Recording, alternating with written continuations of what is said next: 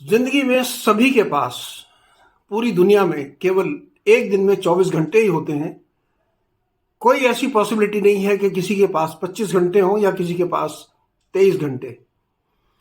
कुछ लोग उन 24 घंटे का बखूबी इस्तेमाल करके दूसरों से आगे निकलते हैं और कुछ लोग 24 में से 20 घंटे वेस्ट करके काफ़ी पीछे रह जाते हैं। टाइम मैनेजमेंट की मैं बात कर रहा हूँ। टाइम मैनेजमेंट इतना इम्पॉर्टेंट है जिसे कहते हैं कि वक्त की रफ्तार कभी रुकती नहीं है। यदि आप अपना समय आज बर्बाद करेंगे तो एक समय आएगा जब टाइम या समय आपको बर्बाद कर देगा। दोस्तों, इस वीडियो में खासतौर से मैं टाइम मैनेजमेंट की टेक्निक और सफल लोगों में टाइम मैनेजमेंट की क्या खूबियां हैं इस बारे में बात करूंगा। तो ये कभी आपको ये कहता है कि आज मेरे पास टाइम नहीं है तो मान के चलिए वो झूठ बोलता है। कभी टाइम की कमी होती ही नहीं जी। लेकिन हमें मालूम नहीं है कि हम अपना टाइम कहां गंवा रहे हैं, हमें पता ही नहीं। अब तय करना है कि हमें समय वेस्ट करना है कि समय इन्वेस्ट करना है। सबसे पहले तो जब हम टाइम मैनेजमेंट की बात करते हैं, सभी के पास काफी ज्यादा काम होता है और काफी ज्यादा काम मुझे लगे कि मैं सारा काम अपने आप कर लूंगा, ये पॉसिबल नहीं है। कहने का मतलब, यदि आप अपना काम डिवाइड करके लोगों को जिम्मेदारी दे करके कि इतना काम मैं कर सकता हूं, ये मैं करूंगा और ये शायद दूसरे आदमी कर सकते हैं, जब उनको रिस्पॉन्सिबिलिटी देंगे तो आपका टाइम मैनेजमेंट बिल्कुल परफेक्ट चलेगा। काम भी समय पर पूरा होगा और आपको जो स्ट्रेस लेवल है, अपनी थकान या आपको समय ना मिलना, ये प्रॉब्लम भी दूर हो जाएगी। सबसे पहले डेलीगेशन ऑफ रिस्पॉन्सिबिलिटी, यानी दूसरों को जिम्मेदारी दीजिए जो उसको बखूबी संभाल सकते हैं। अपना जो अनवांटेड टास्क है, कई बार होता है कि ये चीज बहुत जरूरी है और ये जरूरी नहीं है, तो इंपॉर्टेंट टास्क और अनइम्पॉर्टेंट टास्क, यानी बहुत जरूरी काम और एक ज्यादा जरूरी काम ना हो, इनको पहचानिए। जब आप इनको पहचानेंगे तो इंपॉर्टेंट टास्क को हमेशा पहले कीजिए और जो कम इंपॉर्टेंट टास्क है उसको बाद में कीजिए। यदि किसी टास्क में या किसी काम में चैलेंज इन्वॉल्व है या ज्यादा मुश्किलें आती हैं या आपको लगता है कि उसमें ज्यादा मेहनत या सोच विचार लगने वाला है, ऐसे काम को कोशिश करें कि सुबह के टाइम आप हैंडल करें, क्योंकि सुबह के टाइम आप फ्रेश होते हैं, पूरे दिनचर्या आपके सामने है, समय भी आपके पास ज्यादा होता है। क्योंकि जब इवनिंग में आप अपने ऑफिस से निकलने के समय यदि इस काम को हाथ में लेंगे तो आपके ऊपर एक मेंटल प्रेशर बनता है कि अब टाइम कम रह गया है, अब तो ऑफिस क्लोज होने वाला है, इसमें ज्यादा टाइम लग सकता है, पूरा होगा कि नहीं होगा। इस प्रेशर से आप बच सकते हैं यदि आप इंपॉर्टेंट टास्क को अर्ली मॉर्निंग या ऑफिस शुरू होने के समय करेंगे तो आपके लिए बहुत अच्छा रहेगा। कामयाब लोग खास तौर से अपना प्लान बना करके चलते हैं, यहां तक कि अपने रेस्ट का भी प्लान वो बना करके चलते हैं। ऐसा नहीं कि वो 24 घंटे काम करते रहेंगे, वो अपने दिन का प्लान, अपने हफ्ते का प्लान और पूरे महीने का क्या प्लान है और इसके बीच में मेरा रेस्ट टाइम क्या होगा या मैं ब्रेक कब लूंगा, ये सब प्लान करके चलते हैं। यदि आप ऐसा करेंगे तो आपको भी जिंदगी बहुत स्मूथ नजर आएगी और हर एक काम सिस्टम से और प्लानिंग के मुताबिक चलेगा। लेकिन जब आप भगदड़ में रहेंगे, अनप्लान्ड एक्टिविटी करेंगे, कब क्या करना है इसके बारे में नहीं सोचेंगे, तब आपको दिक्कत रहेगी और आपके जो टाइम अकाउंटेबिलिटी है, यानी समय की गणना आप ठीक से नहीं कर पाए तो डेफिनेटली आप सफर करने जा रहे हैं। आपको कष्ट में जाने से कोई नहीं रोक पाएगा। इसलिए हमेशा अपने समय की वैल्यू समझें, इंपॉर्टेंट टास्क सुबह के टाइम और जल्दी करें और जो कम इंपॉर्टेंट है उनको बाद में करें और जो रिस्पॉन्सिबिलिटी यानी जिम्मेवारी का बंटवारा, दूसरों पर जिम्मेदारी जरूर दें। ये ना समझें कि मैं सब कुछ अकेला कर लूंगा, ये संभव नहीं है। यदि कर भी रहे हैं तो आप उस काम को डेफिनेटली खराब करेंगे, क्योंकि पुरानी कहावत है कि अकेला चना भाड़ नहीं फोड़ता। जो मेहनती लोग होते हैं, ये नेचुरल है कि उन्हें ज्यादा काम दिया जाता है। एक कहावत है, if you want a work to be done well, if you want a work to be done well, select a busy man because others will have no time. यदि आप किसी काम को बहुत अच्छे से कराना चाहते हैं तो यह काम उस इंसान को दीजिए जो काफी व्यस्त है, जो काफी काम करता है, क्योंकि जो निठल्ले हैं, जो ऑलरेडी कुछ नहीं कर रहे, उन्हें जब ये टास्क देंगे तो वो बताएंगे कि मेरे पास समय नहीं है, मैं बहुत बिजी हूं और मैं बहुत परेशान हूं, मैं इसको नहीं कर पाऊंगा।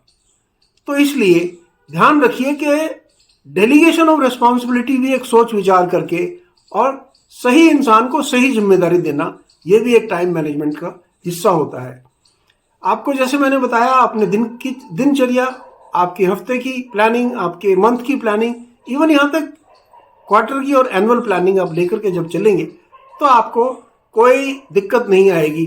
फॉर एग्जाम्पल, आपने मंडे, ट्यूसडे, वेडनेसडे ये 3 दिन प्रोडक्शन के लिए रखे हैं, थर्सडे आपने ट्रेनिंग के लिए रखा है, फ्राइडे आपने उनके रिजल्ट के लिए या एनालिसिस के लिए या ब्रेनस्टॉर्मिंग के लिए रखा है, और सैटरडे आपका रेस्ट डे है।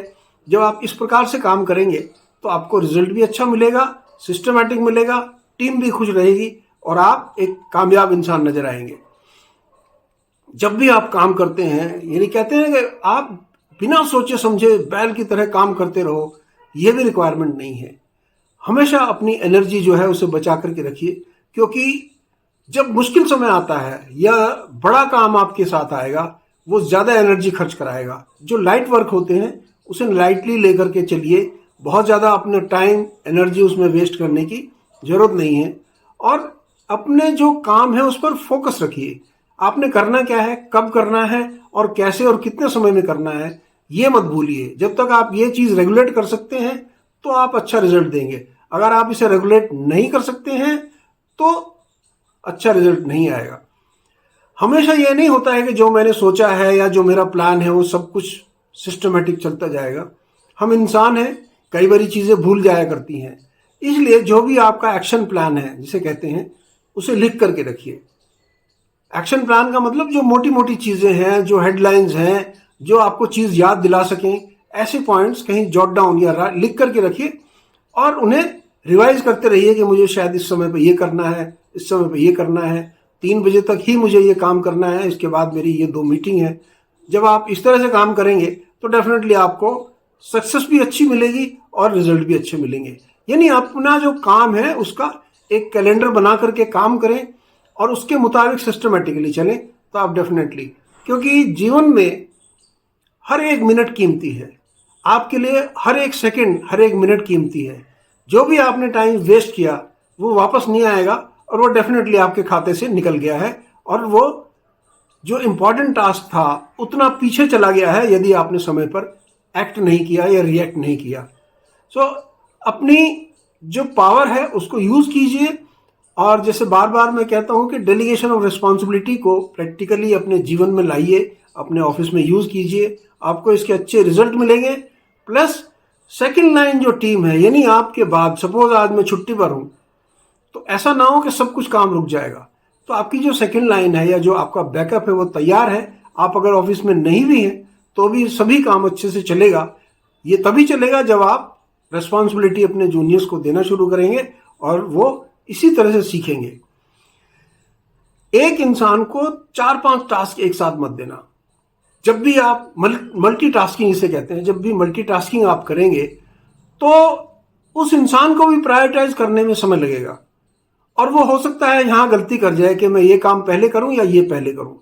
और अगर उसने ये गलती की तो जो ओवरऑल आपका प्लान है या ओवरऑल रिजल्ट जो आपको आना था, फॉर एग्जाम्पल आपने गाड़ी के पार्ट्स बनाने हैं, आपको पता है कि सबसे पहले इंजन पार्ट्स बनेंगे, फिर बाद में बॉडी के पार्ट्स बनेंगे, फिर बाद में व्हील्स का काम होगा।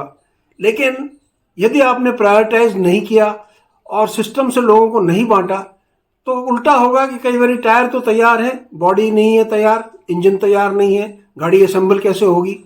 तो ये मल्टीटास्किंग, यदि एक आदमी को सारे टास्क दे देंगे तो वो सोचेगा मैं टायर पहले पूरा कर लेता हूं, बाद में बॉडी का सोचूंगा या इंजन का सोचूंगा।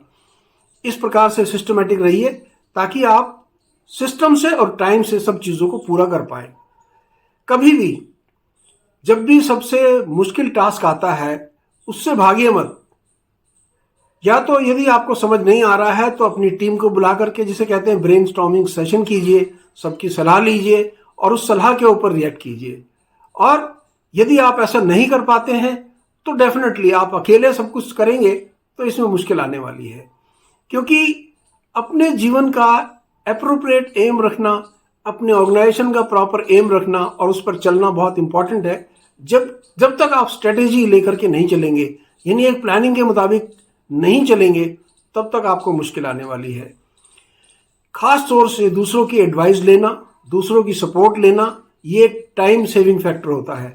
यदि आपको लगे कि नहीं मैं बॉस हूं, मैं किसी की एडवाइस नहीं लूंगा, मुझे किसी की जरूरत नहीं है, इसका मतलब आप अपना टाइम वेस्ट कर रहे हैं, ऑर्गेनाइजेशन का टाइम वेस्ट कर रहे हैं, अच्छा रिजल्ट नहीं दे पाएंगे और ओवरऑल आपकी परफॉर्मेंस खराब होने वाली है। तो दोस्तों, इस वीडियो में मैं आपसे बात करना चाहता था कि अच्छा टाइम मैनेजमेंट, जैसे मैंने आपको की पॉइंट्स आपको बताए कि सबसे पहले तो अपना प्लान बनाइए, डेज, वीक, मंथ या ईयर एनुअल प्लान, और रिस्पॉन्सिबिलिटी डेलीगेट कीजिए।